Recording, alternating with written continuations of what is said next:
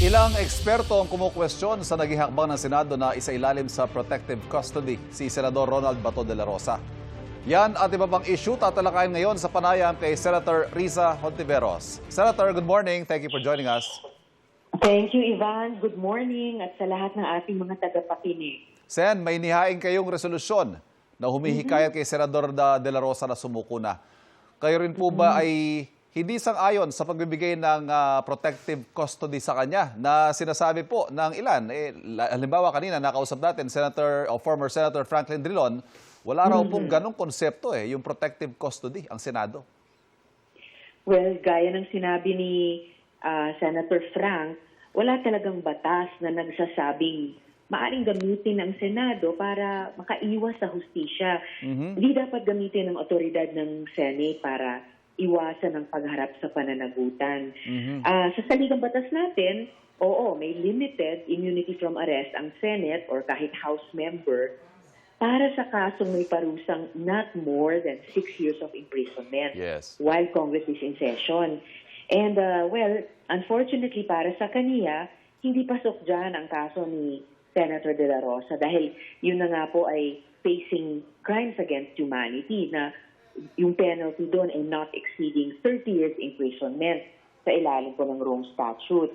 And bagamat may tradisyon talaga sa Senado na ng di pag-aresto sa senador sa loob ng Senate premises, well, history shows hindi pinigilan at nirespeto ng Senado ang judicial processes sa kaso ni na dating Senator ngayon Rep. Laila de Lima at pati ni dating Senator Sonny Trillanes, pati nga sa kaso ni dating Senator Juan Ponce Enrile. Ang sabi po ni Senator Bato, nakausap namin kanina, 5 lang daw kayo na nasa resolusyon. 5 out of 24. Ano ho masasabi niyo rito? Well, ang bawat resolution naman ay pwedeng ihain ng kahit isa lamang or kahit lahat namin. So, isa nga po ako sa pumirma sa draft resolution ni Senator Tito Pangilinan na nanawagan kay Senator De La Rosa na voluntaryong sumurrender at makipagtulungan na sa otoridad ukol sa kanyang arrest warrant. Hindi na kasi dapat maulit din, Ivan, no? Yung karahasan, di ba, kaguluhan, standoff sa pagitan ng law enforcement at security personnel. And please, dapat din po nating alalahanin ang epekto ng matensyon na standoff sa empleyado at bisita ng Senado na nahihirapan sa pagpasok at paglabas ng building.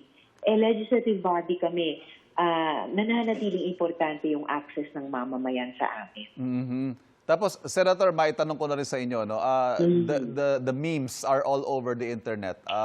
Ito hong mga ginagawa hong katatawanan ang nangyari nung May 11. At ito ho'y nakaka-erode sa kredibilidad, sa dignidad ng Senado at ng mga senador. How do you feel about this, Senator? Well, I feel really bad about that, Ivan. Kaya ang panawagan ko, ibalik natin yung respeto, yung maayos na proseso, at yung pananagutan sa institusyon. Hindi talaga maganda yung nangyari Apektado lahat, mapa-majority man, mapa-minority, yung mga empleyado namin sa Senate, and higit sa lahat, yung trabaho namin para sa mamamayang Pilipino. Hindi na po dapat umabot sa ganyan. May krisis na nga no? Marami ang hirap sa bayarin ng langis, kuryente, ibang bilihin. Kaya ilaan natin ang oras at lakas sa gawaing pakikinabangan ng taong bayan. Yun din po ang panawagan ko sa bagong liderato ng Senado. Kailangan protektahan namin ang dignidad at reputasyon ng Senado. Huwag nating hayaan kailanman ma-misuse yung aming kapangyarihan at mga tradisyon. We can disagree with each other. Pwede namin hamunin ang isa't isa sa mga debate. At yung mga debate yun ay napaka-welcome. Pero lahat ito dapat ginagawa sa tamang paraan. Sa ibang issue, Senator Riza, ngayong may pagbabago po sa liderato ng Senado, gaano kayo kakampante sa magiging takbo ng impeachment trial kay Vice President Sara Duterte? At may nakikita ba kayong mga possibilities na baka hindi matuloy ang trial? Dapat walang ganung possibility, no? Ivan, 0%. Kasi klaro ang konstitusyon.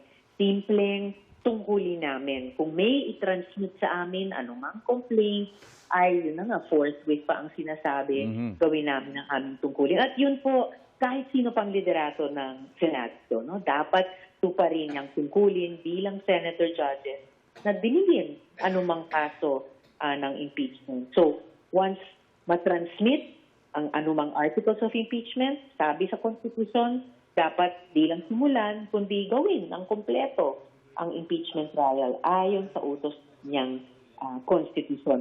And sinabi din ni bagong Senate President na sabi niya walang kinalaman ang coup sa impeachment ng Vice President. So, dapat talaga walang delay o biglang balakid sa pagsasagawa ng impeachment trial. So you will hold him to that statement? Oh, hindi lang ako, hindi lang kaming lahat, Aha. ang mamamayang Pilipino, ang Constitution mismo will hold him and any leadership to account. Senator Risa Hontiveros, ma'am, maraming salamat. Magandang umaga po sa inyo. Maraming salamat din, Ivan. Magandang umaga. Ingat po.